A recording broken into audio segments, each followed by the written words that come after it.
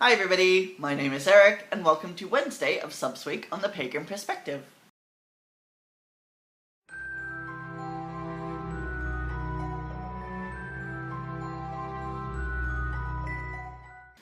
This week we have a two-parter question. I'm going to read the second part first, and then the first part second, just because I think it's going to make this video a little bit more succinct. The first part I'm going to read comes from Yucca, and she says, Pagan Rolemodels, do you have any? Who are they? And what about them do you admire? I have plenty of pagan role models, but I'm going to limit myself to mentioning 3. I'm not sure that all of these people would self-identify as pagan, but they definitely fall under that magical people umbrella. So I'm just going to go with them. The first person who I will sing praise to any chance that I get is S. Rune Emerson. Rune is a completely innovative witch. They're so unique in their practice and approach. They have a podcast, Circle of Salt, and they also have a book, Nothing But a Pack of Cards, and they're both absolutely phenomenal, and I definitely recommend checking them out. Rune was the one who sort of opened me up and helped me to experiment with my practice and explore new things more than anybody else had before. They helped me to sort of take a new look at my tools and my ideas about the elements and all those sorts of things, and really sort of challenged me and challenged the status quo that I'd sort of established as being traditional in my mind, and really helped me to break out of that box and to explore new things. So I definitely have a lot of respect for Rune, and as well because of his involvement in the online communities as well. He's somebody that I can sort of go to when I need guidance as well. So if all else fails, I know that he's somebody that I can turn to answer questions and to get guidance from. And with his wealth of experience and his wealth of understanding, he's definitely an invaluable resource for me, and definitely somebody that I care a lot about. Even if I don't really know him that well, but he's definitely somebody that I have a lot of respect for and a lot of love for. The next person that I want to talk about is one of my personal mentors, and that's Aaron Leach. I'm an original alumni of his Grimoire 101 course, and that was so important for me to get a handle on how this stuff works on a day-to-day level, and how to bring that sort of very complicated grimoire magic down to a level that we can actually use it. And he also introduced me to mixed Kabbalah and Solomonic Conjure and things like this as well, that were really really down-homey and really easily accessed and sort of hoodoo-esque Solomonic magic. So that was really cool and really informative. And he's built himself a really great business around his work ethics, and the way that he approaches his magical tools and magical products. So he's definitely a business owner that I admire as well, and he, is definitely someone that I've looked up to in that sense as well. Last but not least, I want to talk about Rune Soup, Gordon White. He is a fantastic author, and he has a podcast. He's absolutely phenomenal, and I have a lot of respect for him. He's a chaos magician, so again, he's really helped me to break out of a lot of the boundaries that I've had in magic and a lot of the rules that I felt that I needed to adhere to. But he also introduced a lot of new conventions to me with the processes like shoaling, and also with things like his approach to invocation and things like this.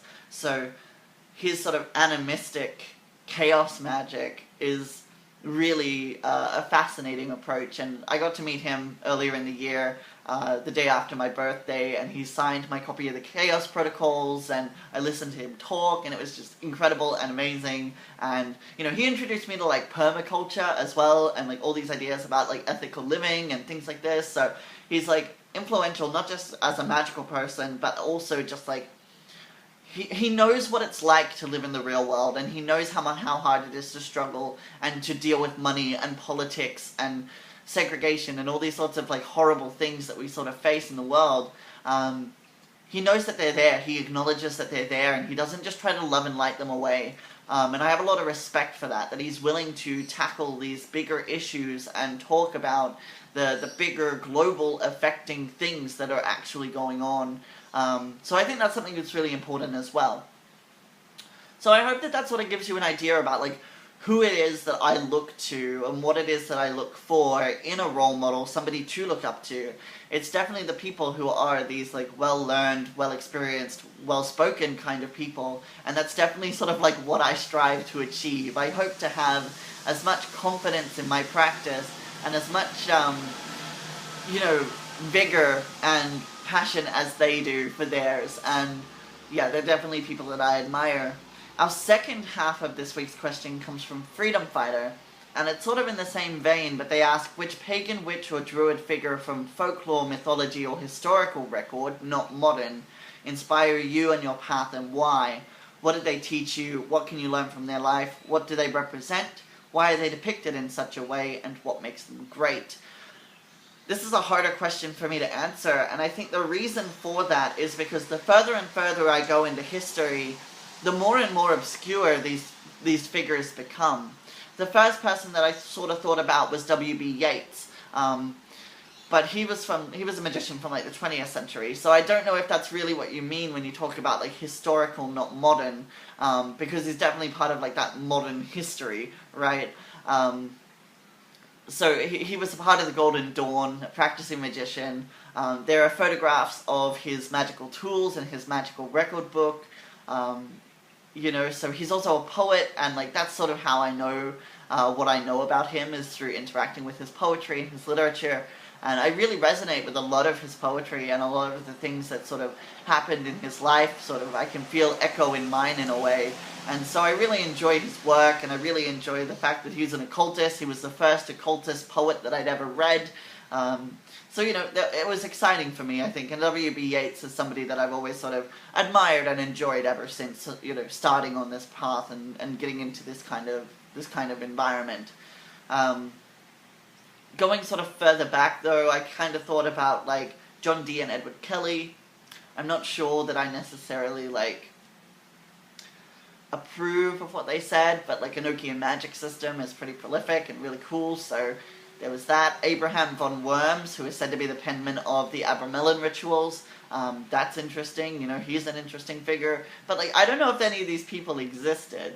And I think even, like, when I was thinking about this, I was like, well, what about Jesus? Because, like, I don't know if you guys know this, but recently we discovered one of the oldest references that we have to Jesus Christ, and it describes him as a magician. And one of the oldest visual depictions that we have of him is him turning water into wine, and what should he be using but a wand? So, like, I think that's kind of cool too, so maybe that's interesting. I mean, I don't know that I necessarily believe in the same Jesus that, like, the Christians do. But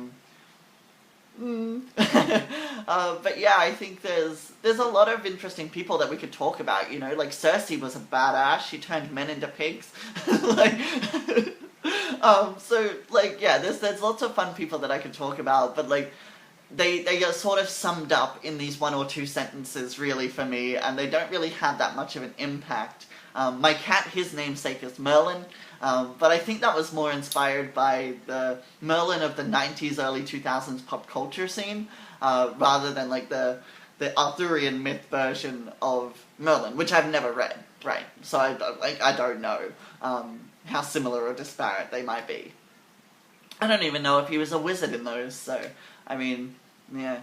I've read The Mists of Avalon and seen the film, but that's kind of dubious as well, right? Considering, like, art and artist kind of issues. I don't want to go too much into that, though. But yeah, like, I don't know. I don't really know how to answer this question, but I hope that talking about this has kind of, yeah, given you an idea of what I look for, even if I couldn't sort of answer the question fully. But until I speak to you next time, I hope that you all well. Mwah. Bye.